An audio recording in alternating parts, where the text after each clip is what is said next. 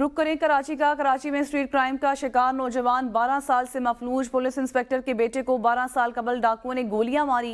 गोली रीढ़ की हड्डी में लगने से मफलूज हो गया। 12 साल से मफलूज सैयद जमीर रजा का बयान ABN न्यूज ने हासिल कर लिया।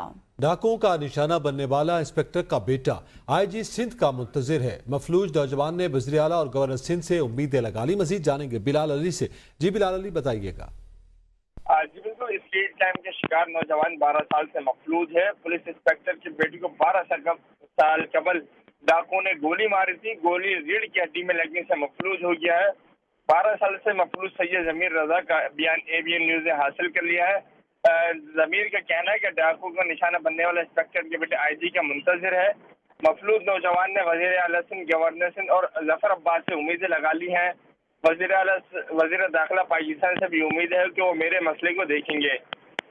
जमीर ने अपने वीडियो बयान में कहा कि मैं फर्स्ट ईयर के तालिब इल्म था जब मुझे डाकुओं ने गोली मारी।